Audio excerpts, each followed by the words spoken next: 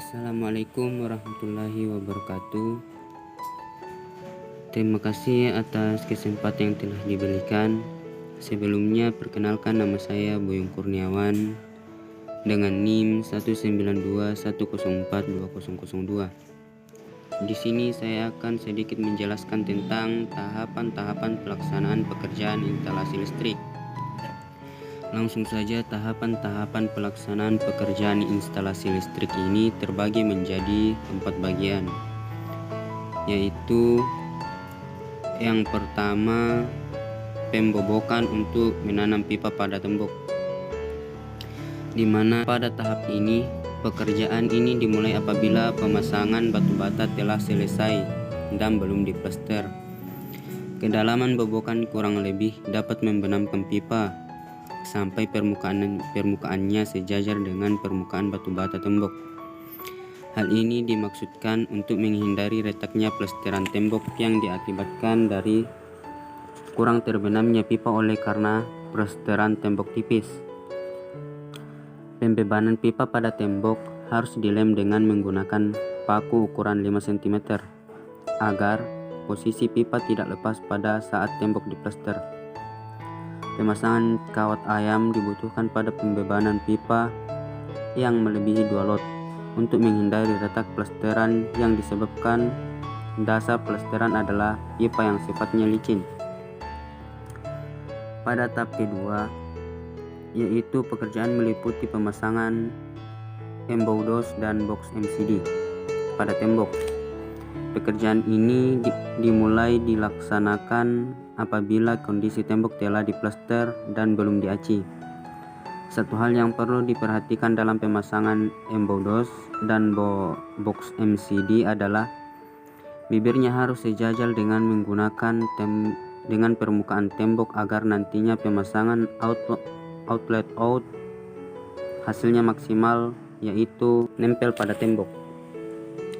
Penggunaan selang waterpass dibutuhkan pada pemasangan emboudos agar tinggi seluruh emboudos sama rata, dan penggunaan penggaris waterpass juga diperlukan agar pemasangan posisinya vertikal. Tinggi emboudos diukur dari lantai. Untuk stop kontak berkisar antara 30-40 cm dan untuk skalar antara 100-150 cm. Sedangkan tinggi box MCD adalah 180 cm. Yang ketiga adalah pekerjaan meliputi penginstalan kabel sebagai penghantar arus listrik. Menginstal kabel membutuhkan ketelitian dan konsentrasi untuk menghindari kesalahan sambungan yang bisa mengakibatkan korsleting. Juga perlu diperhatikan kerapatan lilitan sambungan, karena apabila sambungan memiliki lilitan yang lemah dapat menyebabkan tersendatnya arus listrik sehingga berisiko hilangnya daya. Lilitan sambungan harus bisa ditutup dengan solasi atau lisdop. Pertemuan antara kabel dalam dos tidak melebihi 3 line. Selain agar lilitan sambungan hasilnya maksimal, juga menghindari penumpukan kabel dalam dos yang tidak memicu kelembapan. Setelah instal kabel selesai, maka pekerjaan selanjutnya adalah menginstal kabel antena, telepon, tovat, dan tancap grounding atau pembumian. Pembumian merupakan salah satu cara konvensional untuk mengatasi bahaya tegangan sentuh tidak langsung yang mungkin terjadi pada bagian peralatan yang terbuat dari logam.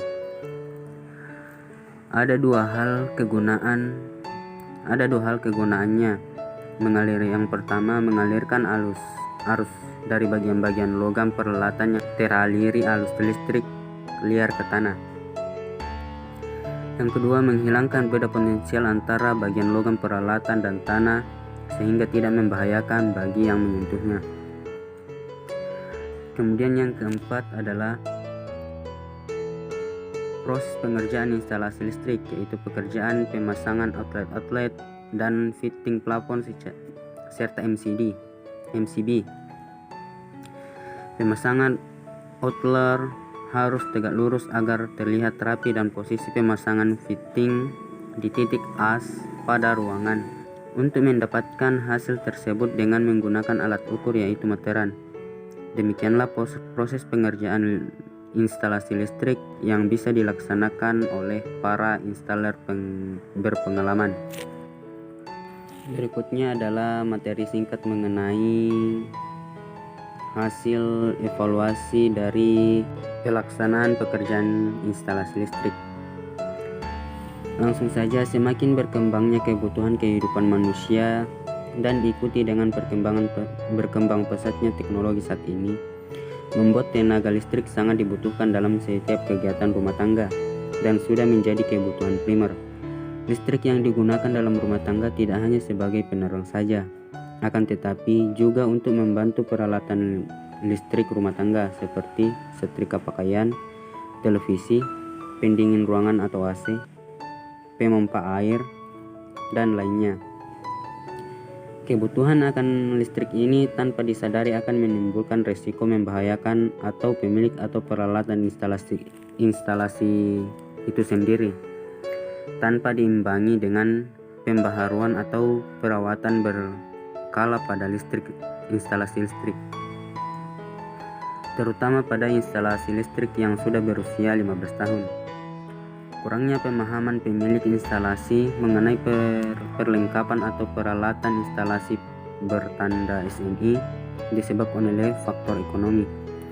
Karena pemilik instalasi menganggap sama antara perlengkapan SNI dan non-SNI. Pada akhirnya, pemilik lebih memilih perlengkapan non-SNI yang notabene berharga lebih murah daripada SNI. Tetapi tidak diketahui bahwa perlengkapan non-SNI tidak sesuai dengan UIL 2000. Dalam pemeriksaan yang dilaksanakan Komite Nasional Kesehatan untuk Instalasi Listrik atau Konsuil, data hasil pemeriksaan dimasukkan ke dalam laporan hasil pemeriksaan LHP yang di dalamnya sudah dikelompokkan menjadi beberapa kelompok penelitian. Dari LHP inilah dapat dijadikan acuan untuk pemeriksaan dan pengujian. Sedangkan PUIL 2000 sebagai dasar pedoman atau acuannya. Setelah 15 tahun atau selama ada perubahan pada instalasi, seharusnya ada pemeriksaan kembali pada instalasi milik pelanggan. Tapi kenyataannya, yang ada di lapangan, pemilik tidak ada yang melapor untuk memeriksa instalasinya pada pihak pemeriksa instalasi atau konsuil. Hal ini terjadi karena kurangnya sosialisasi dari pihak konsuil mengenai hal tersebut.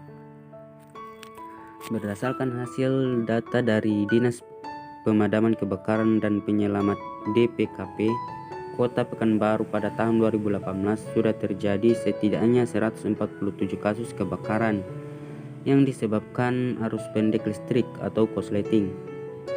Arus pendek listrik atau korsleting memang menjadi penyebab terbanyaknya kasus kebakaran rumah tangga maupun gedung karena kurangnya kesadaran pemilik terhadap pemasangan instalasi listrik secara umum. Ada beberapa faktor yang mengakibatkan kebakaran akibat arus pendek listrik atau korsleting, seperti peralatan instalasi yang sudah tua, peralatan yang kondisinya tidak layak pakai, dan juga peralatan yang tidak memenuhi persyaratan keamanan atau standar nasional Indonesia. Mungkin hanya itu yang bisa saya sampaikan pada materi kali ini. Kurang lebihnya mohon dimaafkan. Assalamualaikum warahmatullahi wabarakatuh.